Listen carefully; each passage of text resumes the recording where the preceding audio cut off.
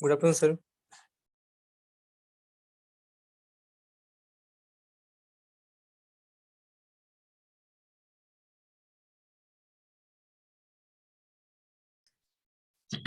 चलो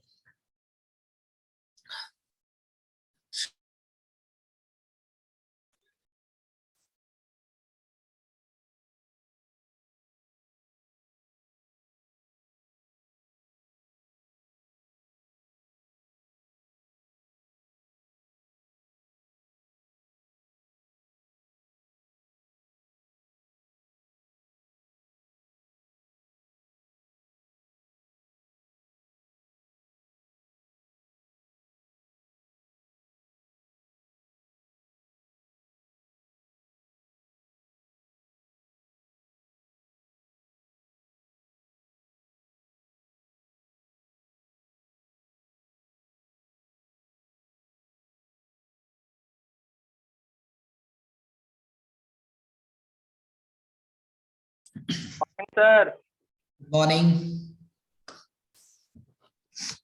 मैं ऐसे ही बोल रहा था, पता ही नहीं कि मैं म्यूट हूँ। ओके चलो। So today is 29/1/2022 and today topic is steel. Previous class में स्टील के बारे में हम लोग ने बहुत सारी चीजें को डिस्कस कर रखा था, है कि नहीं? कितने टाइप्स की स्टील होते हैं, तो छोटा सा टॉपिक है, इसे कर लेते हैं आज कंप्लीट।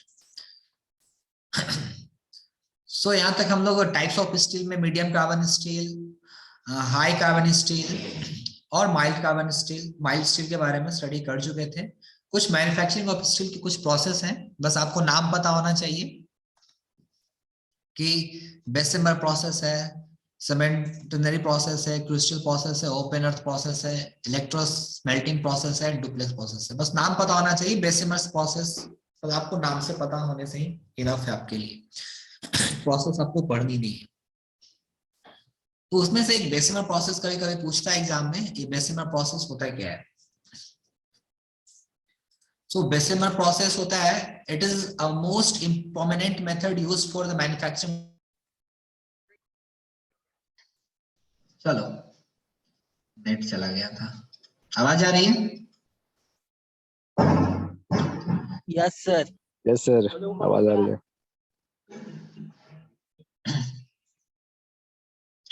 सो बेसिमर प्रोसेस से हम लोग बेसिकली जितनी सारी स्टील की मैन्युफैक्चरिंग करते हैं, तो ये एक प्रोमिनेंट मेथड है स्टील बनाने के लिए। In this pig iron is first melted in furnace and sent to the Bessemer converter. ठीक है, अब पिग आयरन क्या पता होता है? पिग आयरन के बारे में किसी को आइडिया है? पिग आयरन किसको बोलते हैं? यस सर, कच्चा आयरन। कच्चा iron is called pig iron. Okay, तो पहले पिग आयरन क्या करते हैं?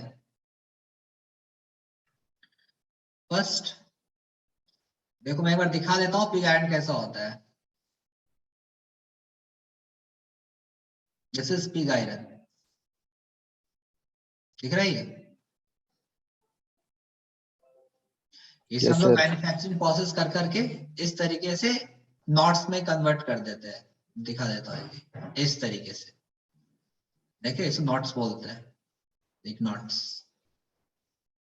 इसी तरीके से स्टील बनाते हैं हम लोग।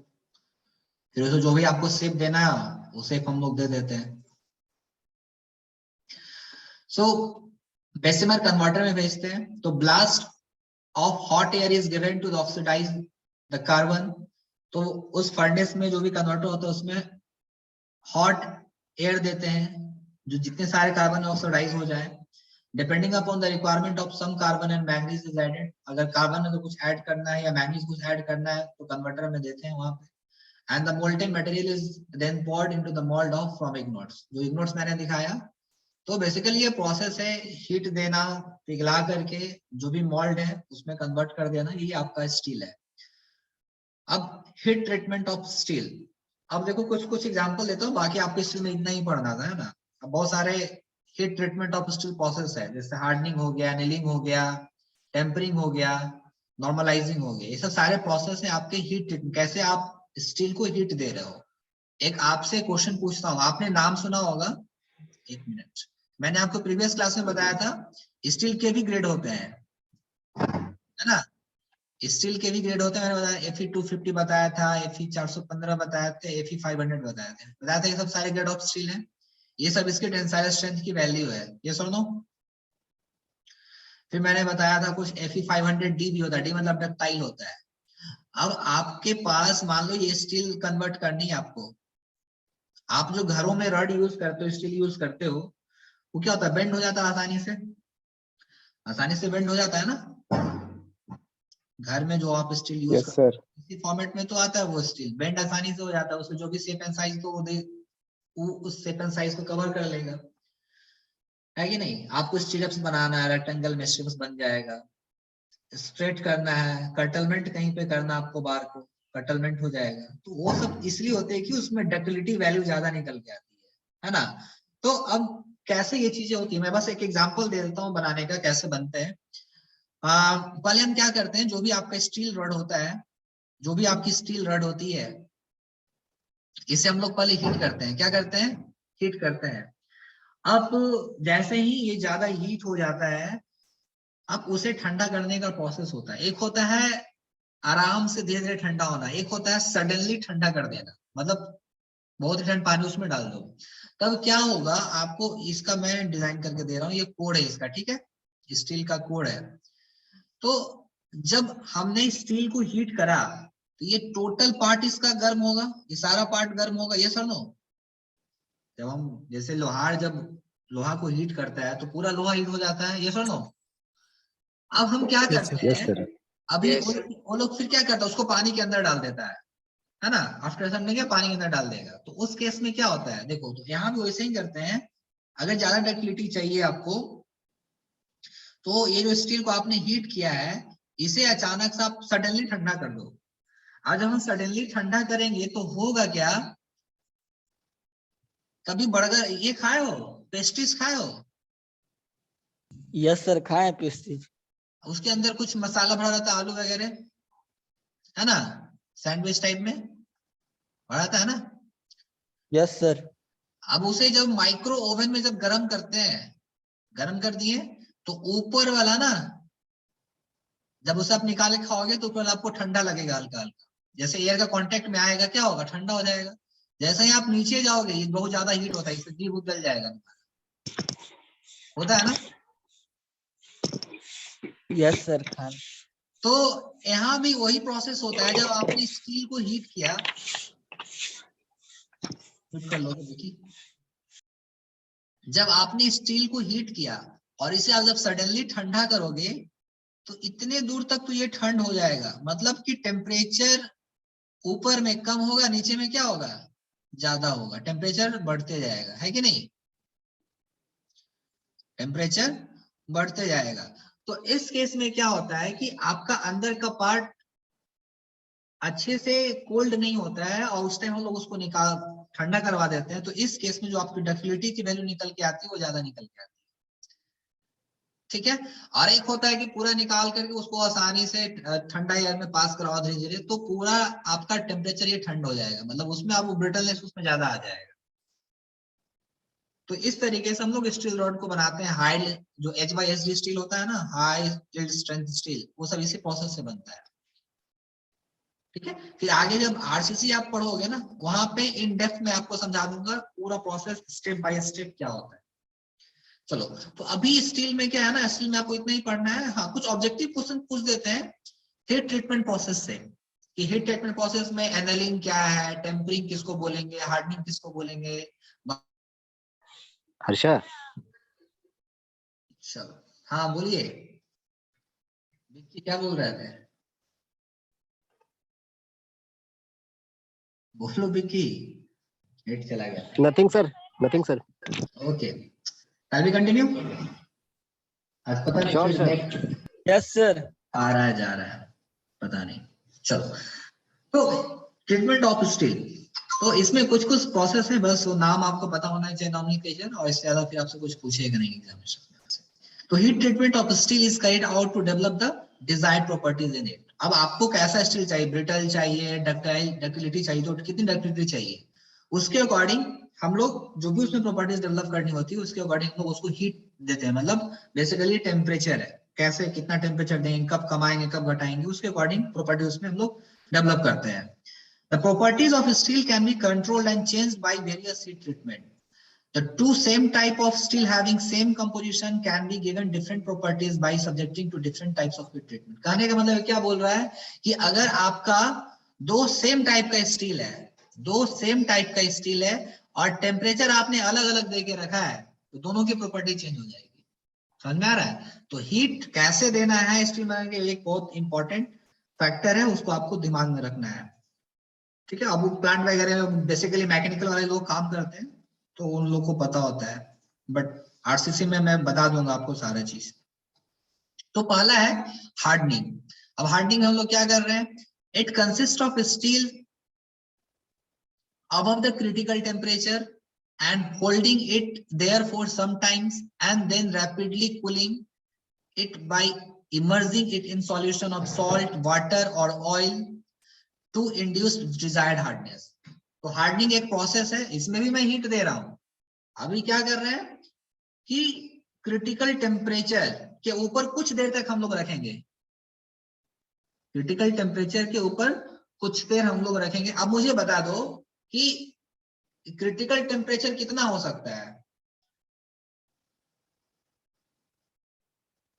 एनीवन, किसी को आइडिया होगा क्या? एनीवन? निकल गए, आवाज जा रही है? Yes, sir. Yes sir. कितना हो सकता है? आप हमको Sir, बताइएगा, है manufacture ना? के लिए sir. Sir, Yes. manufacture के लिए बोल रहे हैं sir. Obviously steel. Sir, manufacture के लिए sir 1500 degree Celsius sir. अच्छा, इसमें हम लोग जनरली 760 से लेकर के 1300 डिग्री सेंटीग्रेड के बीच में हम लोग करते हैं फॉलो, है ना? अब यहाँ पे मैं लिखा नहीं हूँ कि जनरली अभी इस लेवल पे पूछेगा नहीं आपसे, बट मैं एक आइडिया दे दिया आपको। जनरली जो क्रिटिकल टेम्परेचर 760 से 1300 डिग्री के बीच में कम कर, तो उससे ऊपर कुछ देर तक रखना है स्टील को हीट दे करके, फिर क्या करना है, रैपिडली कूल कर देना है। क्या कर देना है? रैपिडली ठंडा कर देना है, और by emerging it in solution of salt, water और ऑयल। तो ये आपसे डायरेक्ट पूछ देगा क्वेश्चन ऑब्जेक्टिव में कि when the steel is above the critical temperature up to some times and then rapidly we will give the rapidly cooling, it is known as, process is known as what? hardening बोलेंगे उसको। Clear? ऐसे question objective आपका आएगा examination में, या फिर competitive exam में बैठोगे तो वहां पे ये चीजें आएंगी। तो पहला हार्डनिंग हो गया। दूसरा है tempering. In this process hardened steel is reheated. अब देखो यहाँ पे ये क्या है, टेम्परिंग में क्या बोल रहा है, in this process hardened steel, जो स्टील आपका हार्ड हो चुका है, is reheated to reduce the excess surface strain induced in during the hardening process। अब इसमें कुछ स्ट्रेंस वगैरह बढ़ है ना? एक मिनट रुको, मैं इसे दिखाने की कोशिश करता हूँ फिगर में।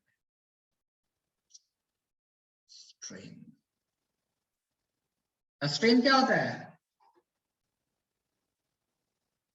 स्ट्रेन क्या होता है? Change in length bye original length sir. अच्छा, change in dimension by original dimension। Okay. Train figure कैसे दिखेगा मुझे?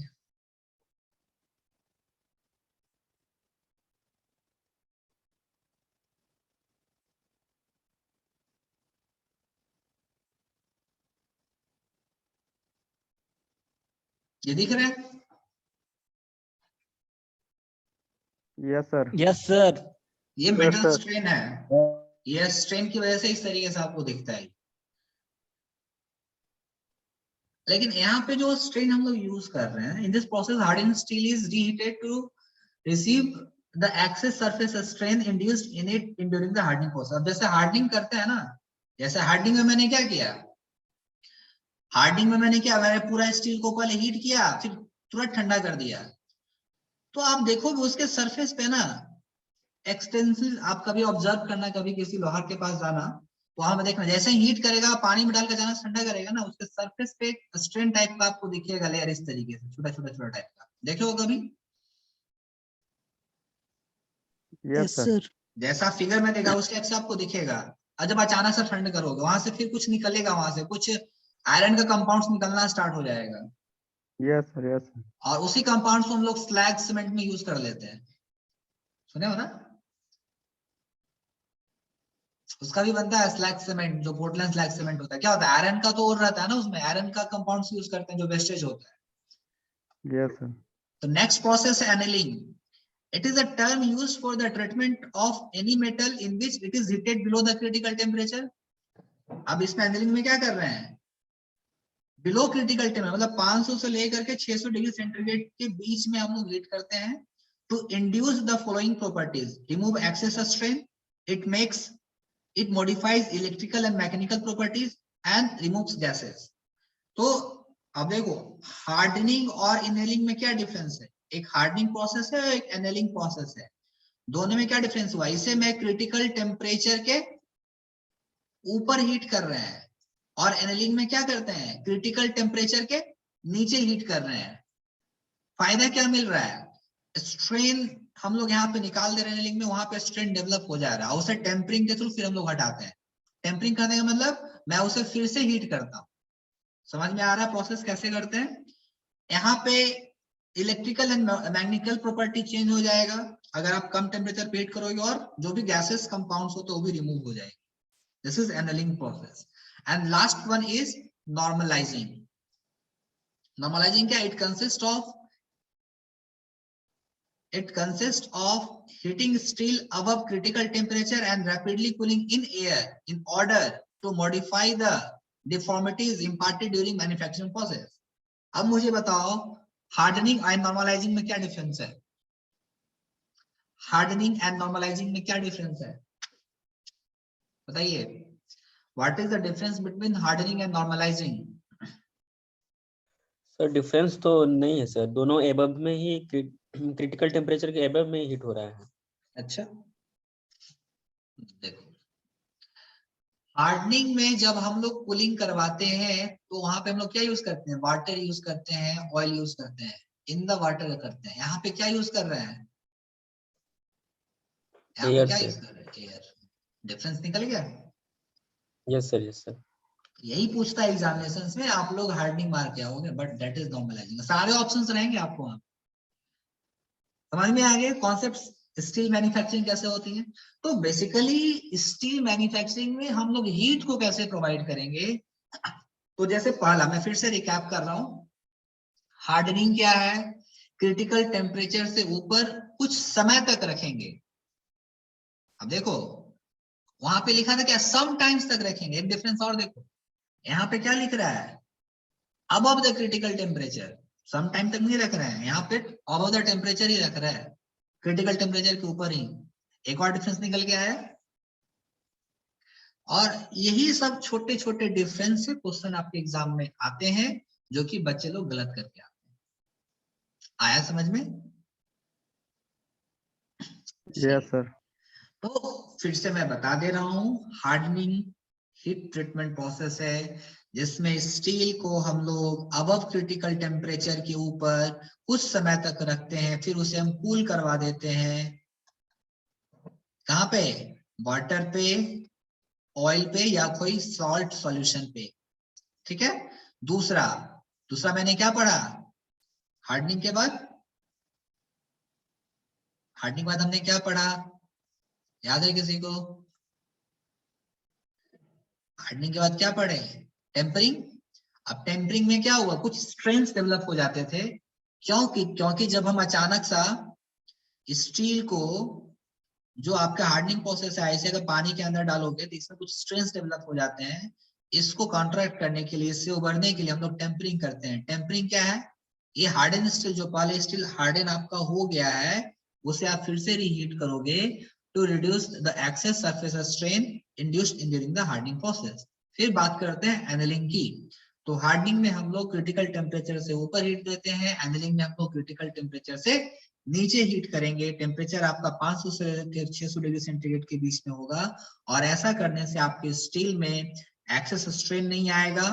इसकी electrical and mechanical property modify कर सकते हो, और जो भी गैसेस हैं वो आप रिमूव कर सकते हो। Last one is normalising. इसको भी अब यहाँ पे हम लोग क्या कर रहे हैं कि जो हीट दे रहे हैं स्टील को, क्रिटिकल टेम्परेचर से अबव दे रहे हैं, और इसमें जो कूलिंग करवा रहे हैं rapidly in the presence of air. These are the basic difference between these four heat treatment process. Clear है concept? Clear है? या कुछ रिपीट करना है इसमें से? हो गया ना? चलिए yes sir. Next, steel complete हो गई। नेक्स्ट हम लोग क्या मूव करेंगे? हम स्टोन के बारे में पढ़ लेते हैं। स्टोन स्टार्ट कर देता हूँ आज। So, stone- hello sir. हाँ जी। सर मतलब स्टील को ज्यादा हीट पे गर्म करने के बाद अगर पानी में डालते हैं तो क्रैक भी कर जाता है सर, कैसे? हाँ, क्रैक को डिपेंड, देखो उसी के, अगर तुम पानी में, कहाँ गया, रुको, वो तुम्हारा डिपेंड कर जाता है कि स्टील किस कैटेगरी का तुम्हारा। अब स्टील भी बहुत सारे टाइप्स का होता है ना, माइल्ड स्टील है, हाई कार्बन स्टील है, वो उस पर डिपेंड कर जाता है कार्बन कंटेंट कितना है। ठीक है, तो कभी कभी ऐसा होगा कि क्रैक हो जाएगा आपके सरफेस पे, फिर उसे रीहीट करके फिर आप उसे यूज करोगे तो क्रैक्स हो जाएगा। अगर प्रॉपर्टी, अब वो डिपेंड कर जाता है कि तुम्हारा स्टील किस टाइप का है, कार्बन स्टील है, कार्बन स्टील है, माइल्ड स्टील है, डक्टाइल है, जो भी है। ठीक है, तो ये टोटल डिपेंड कर जाता है आपका हीट किस तरीके से दे। अब किसी ने आप कम हीट दोगे तो भी क्रैक निकल, आप कुछ ना कुछ डिमेरिट्स आपको दिख जाएगा। क्लियर है? Yes sir. चलो, मुझे आपको पढ़ाना स्टोन पढ़ाने के लिए स्टोन थर्ड सेमेस्टर। सर हाँ जी। सर पूछ रहा था कि प्रीवियस क्लास जो होगा उसको यूट्यूब में अभी तक अपलोड नहीं किया है सर। कर दिया हूँ, सर परसों सर्च करा था, नहीं मिल रहा था सर। परसों नहीं कल किया हूँ, शायद कल इवनिंग में अपलोड किया हूँ। Thank you sir. चलो, concrete, glass, steel, glass paints का कुछ बता दिया, स्टोन बताना है। अच्छा, ग्लास में बताया हूँ आपको, ग्लास एंड प्लास्टिक? नो नहीं ना? Sir, no no. सर। चलो, इसके नो बारे में सर। इसके बारे में कुछ डिस्कस कर लेते हैं। ग्लास, प्लास्टिक क्या है, ग्लास क्या है, फिर हम लोग नेक्स्ट क्लास में स्टोन को स्टार्ट कर देंगे। छोटा सा है, सिलेबस में है नहीं, बस जान लो, कभी कोई ऑब्जेक्टिव क्वेश्चन आपसे आ जाएगा कंपटीशन में बैठोगे तो। चलिए, तो उसी पॉइंट ऑफ व्यू से हम लोग ग्लास को कवर कर लेते हैं। सिलेबस में रेदर देन आपके नहीं है, बट नॉलेज के लिए मैं बता देता हूँ। This is your beyond the syllabus, जो सिलेबस में वो भी पढ़ा देता हूँ। चलो, एक आपको एग्जांपल देता हूँ। मूवीज वगैरह देखते हो? मूवीज वगैरह देखते हो ना? उसमें यस सर। हीरो जब मारता है विलेन को तो ग्लास फूट जाता है, और उसको कुछ, Yes, sir. उसको ब्लड वगैरह भी नहीं होता। खैर वो दिखाता है, क्या एक्चुअल में ग्लास होता है क्या? No, sir. क्या होता है? क्या होता है? सर वो ग्लास सर चीनी से बनता है। ओके, शुगर का ग्लास फाइबर होगा होता है। सर, हाँ, फाइबर होगा सर। फाइबर नहीं होता, वो शुगर का बनता है ना, चीनी के वो बनता है मिला करके, तो आपको ट्रांसपेरेंट पैनल दिखता है। तो बेसिकली वो ज्यादा डेंजरस होता नहीं, इसी कारण आपको पूरा शीशा देखते हो, मारते पूरा शीशा चकनाचूर हो जाता है, कुछ भी नहीं बचता है। ऐसा जनरली होगा क्या कि तुम ग्लास को मारो उससे चकनाचूर हो जाता है? नहीं होता है, तो वो नहीं। शुगर के बनते हैं। इसको कंफ्यूज मत तो सर एक होना। बार छोटी बार दोबारा यूज होता है सर वो? ग्लास वाला, शुगर वाला, हाँ सर। हाँ उसके सर। बारे में नहीं, मुझे पता करना पड़ेगा, आइडिया नहीं उसके बारे में। जरा शायद नहीं यूज, मे बी उसके लिए यूज हो सकता है, पता नहीं, I have to check. Okay sir. Recyclable कर सकते हैं, बट कंफर्म मैं बताऊंगा तुमको, ठीक है। बट वो सारे शुगर की होती है, चीनी की बनी होती है ना। वही सर पूछ रहा हूँ सर कि उसका यूज होता है कि नहीं होता, तो नहीं तो फिर तो वेस्ट हो जाता होगा वो। हाँ चलो, तो ग्लास जो है आपका amorphous substance having homogeneous structure. अब ग्लास ऐसा चीज है ना, इसमें होमोजेनिटी आपको चाहिए, नहीं तो क्या होगा, अगर ग्लास में होमोजेनिटी नहीं होगी तो क्या क्या दिक्कतें आ सकती है हमारे पास, ये बताइए। अगर ग्लास में होमोजेनिटी नहीं हो, आप कहीं भी अगर कुछ, अगर ये आपका ग्लास पैनल है, suppose this is your glass panel, homogeneity नहीं होगा, मतलब कि यहाँ पे कुछ और है, यहाँ पे कुछ और है, यहाँ पे कुछ और है, यहाँ पे कुछ, मतलब इस तरीके से प्रॉपर्टी सब जगह अलग अलग है, तो क्या दिक्कतें आएगी, बहुत सारी दिक्कत राइज हो सकता है। रिफ्लेक्टिंग कैपेसिटी चेंज हो जाएगी, स्ट्रेंथ अलग अलग निकल के आएगा, मतलब एक जगह निकालोगे तो पूरा ग्लास के स्ट्रक्चर को, आपका स्ट्रक्चर डिस्ट्रॉयड हो जाएगा। यस और नो? Yes sir. ये सब दिक्कतें आएगी। तो ये आपका होमोजेनियस स्ट्रक्चर होना चाहिए, विदाउट होमोजेनियस हम ग्लास को कंसीडर नहीं कर सकते हैं कि आपको ग्लास सस्टेन कर पाएगा। तो और ये कैसा होता है, डक्टाइल होता है या ब्रिटल होता है ग्लास? ग्लास इज डक्टाइल और brittle? Brittle sir. Brittle. Brittle sir. Brittle में मतलब मूव करोगे टूट जाएगा, है ना। तो it is hard, brittle and transparent. Translucent क्या होता है एनीवन? क्या सर? ट्रांसलुलेंट क्या होता है?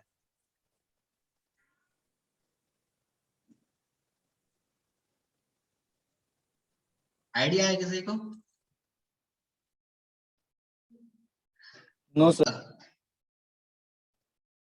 Not visible proper, yes good. चलो मैं दिखाता हूँ फिगर में, आपको क्लियर हो जाएगा। ये दिख रहा है क्या डिफरेंस है? This is transparent, this is opaque, this is translucent. दिखा?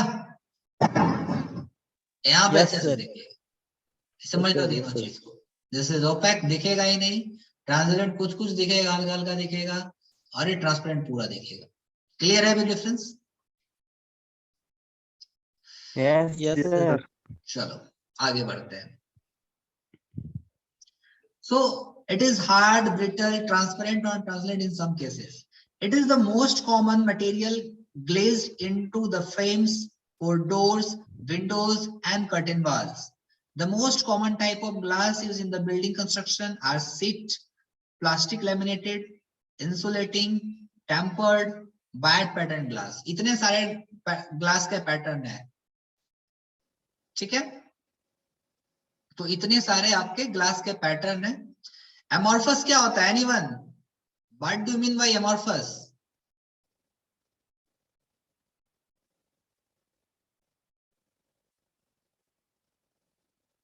किसी को आइडिया है क्या? चलो एमोर्फस मैं दिखा देता हूँ किसको बोलते हैं।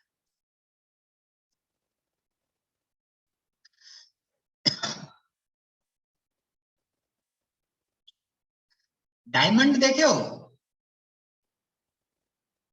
यस सर, डायमंड देखे हैं। डायमंड को क्या बोलते हैं? वाला देखें। डायमंड को एमोर्फस बोलते हैं, बिना किसी उसका कोई शेप फॉर्म स्ट्रक्चर नहीं है। अगर केमिकली देखोगे तो कुछ इस तरीके से दिखेगा। केमिकल टाइप में एमोर्फस सब्सटेंसेस इसी को बोलते हैं।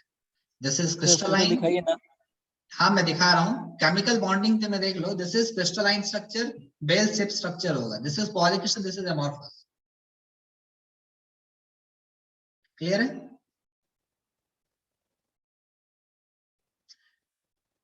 केमिस्ट्री में पढ़े होगे ना? एक मॉलिक्यूल है सर, क्या क्या सर? हाँ मॉलिक्यूलर बेस पे है ना। देखो एमोर्फस ग्लास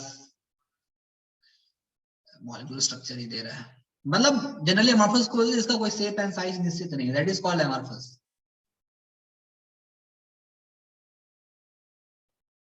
ठीक है, ओके सर। देख लीजिए, दिस इज एमोर्फस। क्लियर है? कोई शेप एंड साइज नहीं है इसका, ये भी ग्लास ही है। सर इसको किसी भी क्लास शेप में कर सकते हैं ना? तो ग्लास को हम लोग वही ना कट करके निकालते हैं। मैन्युफैक्चरिंग में करते क्या है, फैक्ट्रीज वगैरह में जो भी आपको शेप चाहिए उस शेप में आप मोल्ड कर दो। बट पहले आप ग्लास में मोल्ड करने से आपका जो भी है होमोजेनियस होना चाहिए, तभी सारी हर डायरेक्शन में प्रॉपर्टी आपकी सेम निकल के आएगी। ठीक है, चलिए अब ग्लास जो आप एक ही टाइप के ग्लास जानते हो, लेकिन मैं यहाँ पे मैंने आपको इतने टाइप के ग्लास बताया। कैसे? सीट ग्लास होता है, प्लेट लैमिनेटेड ग्लास होता है, इंसुलेटिंग ग्लास होता है, टेम्पर्ड ग्लास होता है, वायर्ड पैटर्न ग्लास हो, इतने टाइप्स के ग्लास होते हैं। अब ये सब का तुम फिर पीपीटी बना देना। हाँ मैं बोलना भूल ही गया, कुछ बच्चे लोग ने पीपीटी बना के भेजा है और अच्छे अच्छे पीपीटी बना के भेजा है। नाम मुझे पता नहीं, 2-3 लोग मुझे पीपीटी, सुबह में एक भेजा था और 1-2 बंदे ने भेजा है मुझे पीपीटी बना करके। ठीक है, उन लोग का पीपीटी को मैं दिखा देता हूँ, नहीं तो बोलेगा मास्टर चेक नहीं किया। 1-2 पीपीटी मेरे पास है टिम्बर से रिलेटेड, 2 ही 3 मुझे बना के भेजे हैं और कोई बना के नहीं भेजा है। सर रात तक भेज देंगे सर। अब रात में भेजो, मैं कब बोला था बनाने के लिए? जब ऐसे बनाओगे ना तो वो चीज आप जैसे जो बनाया ना वो भूलेगा नहीं उस चीज को कभी। जो पीपीटी बनाया है सर कंप्यूटर में खोले नहीं सर, भेज देंगे सर अभी। तो अब देखो जैसे मैं दिखा रहा हूँ, ये दिखा शुभम कुमार सिंह भेजा है, यही है ना? देखो डिफेक्ट्स इन टिम्बर, ये बॉल्स कप ट्विस्ट, ये गलत है, ट्विस्टिंग टाइप का है, ये अलग क्लासिफिकेशन मैंने इसकी बताई थी ना। Yes sir. इसको यहाँ से हटाओगे है ना शुभम? Okay sir. हवा चलने के कारण हुआ था। हाँ, वार्पेज हो गया, चिप मार्क हो गया, good, diagonal grains, torn grains, would defect, went defects, shapes में, ये शेप्स में कप से हार्ट से का अलग अलग फोटो तुमको डालना चाहिए था। चलो ठीक है, यहाँ पे डाल दियो, इसका डिस्क्रिप्शन नहीं लिखे हो फिर। Twisted fibre, yes this is twisted fibre, जो यहाँ पे लगाए थे आप उसको यहाँ पे लगाए, एंड दिस इज जूलियस। फिर नॉट, अब इतने सारे लूज नॉट है, राउंड नॉट है, डेड नॉट है, टाइट नॉट है, अलग अलग फिगर दिखाना चाहिए था, दिखाया नहीं हो, एंड फंगी के द्वारा। क्लियर है? Brown dot, white dot, good. अब ये सब साइड इफेक्ट जब कॉलेज आओगे ना तो ये सब साइड इफेक्ट्स आप देख सकते हो, यहाँ के हर पेड़ में ऐसा ऐसा आपको डिफेक्ट्स मिल जाएगा, है ना? रेड रॉड, ब्राउन, ये सब सारे डिफेक्ट्स आपको मिल जाएंगे कॉलेज में। ठीक है, गुड। तो ये 1-2 पीपीटी आया था, एक पीपीटी और आया था, मैं उसे भी दिखा देता हूँ। कहाँ गया? और कोई भेजा था ना? यस सर, सचिन भेजा था, सचिन भेजा था, उसका भी मैं डाउनलोड किया हूँ, मिल नहीं रहा अभी। हाँ, तो 2-3 बंदे लोग मुझे भेजे थे, मैं दिखाने की कोशिश कर दूंगा। तो अभी मिल नहीं रहा है, लेकिन मेरे पास है उसका भी। ठीक है, तो आप लोग भी जब ऐसा कुछ देते हो तो उसको किया करो, सो डैट आपको वो चीज कभी भूलोगे नहीं फिर लाइफ में। कहाँ गया डिफेक्ट्स? इसी में है ना, चलो स्टील हो गया ना, ग्लास में थे हम लोग। अब इसी तरीके से अब मैं यहाँ पे आपको फिर बोलूंगा कि जितने टाइप्स के आपके ग्लास हैं, है ना, उस ग्लास को देखना कौन सा ग्लास क्या है, और इसका डिस्क्रिप्शन भी साथ में लिखोगे आप लोग। जितने ग्लास है ना, seat, plate, laminated, insulating glass, tempered glass, figure attach करोगे, डिस्क्रिप्शन लिखोगे, पीपीटी बना लोगे। ठीक है, डाटा कलेक्ट करो, मजा आएगा पढ़ने में। ठीक है, तुम लोग के टाइम में तो इतना ये भी है, नेट है, सब चीज अवेलेबल। हम लोग के टाइम में लिमिटेड नेट मिलता था, तो हम लोग क्या करते थे, बुक रेफर करते थे। अब बुक रेफर करके बुक में जो फोटो आता था, कैमरा भी उस टाइम नहीं रहता था, तो वहां से फोटो प्रिंट आउट करवाते थे, चिपकाते थे, प्रोजेक्ट बनाते थे ना, उसके बाद सबमिट करते थे, उस तरीके से करते थे। फिर भी नेट अवेलेबल मिल जाता था कॉलेज में, लेकिन इतना ज्यादा कंटेंट अवेलेबल नहीं था। आज इतनी सारी कंटेंट आपको ऑनलाइन मिल जाएगा, हम लोग के जमाने में इतना कंटेंट नहीं हुआ करता था। और दिक्कत ये है कि बहुत सारा गलत कंटेंट भी है ना, किस पे तुम विश्वास करोगे, है कि नहीं? सेंड किया है सर। हाँ मुझे मिल गया है। The most ordinary glass are alkali lime silicate and alkali lead silicate glass। अब देखो ये केमिकल नेम है।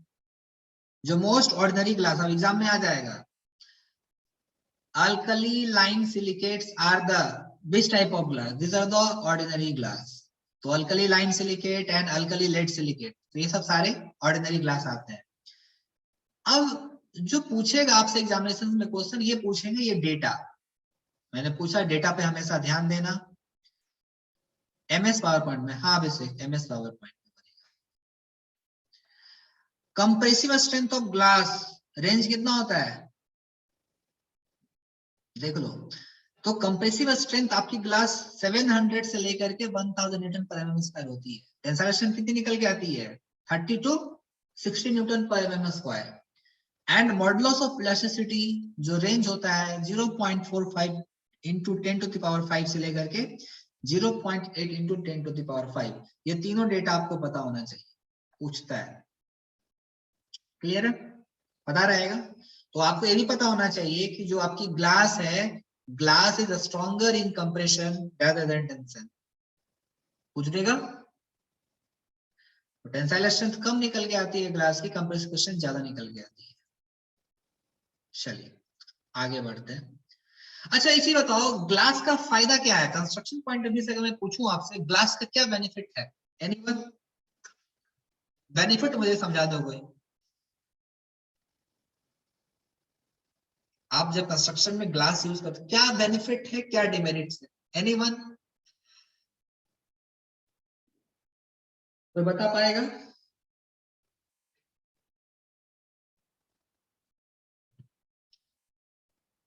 पता है? नहीं बता सर लाइट आसानी से मान लो ये आपका पूरा वॉल है. Sir dust proof and water proof. Okay. Recyclable.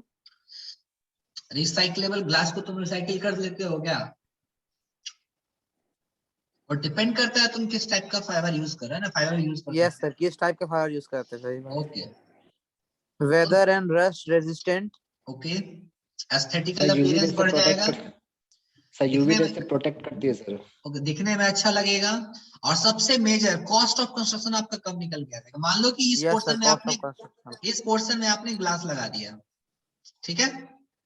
ये पोर्शन में आपने ग्लास लगा के रख दिया है. अगर इतने पोर्शन में आपने ब्रिक यूज किया होता, कॉस्ट ज्यादा निकल के आता कि नहीं? अब तुम ब्रिक यूज करोगे, उसमें ब्रिक यूज करना है तुमको, सीमेंट लगेगा, बेसिकली मोटर लगेगा, लेबर कॉस्ट भी लगेगा. इतना वो बनाने में लेबर एक दिन लगा देगा, इतने दिन है ना. एक दिन का चार्ज लगा ना 600 रुपया मिस्त्री का, 400 रुपया लेबर का, 1000 तो आपका लेबर कॉस्ट ही आ गया है कि नहीं? Yes sir. इसका दिखने में आपका ग्लास अच्छा लगेगा, ये उतना अच्छा नहीं लगेगा, ट्रेडिशनली लगेगा. बट स्ट्रेंथ के मामले में ये आपको ज्यादा आएगा. स्ट्रेंथ इसके कंपैरिजन में कम निकल के आएगा, है कि नहीं?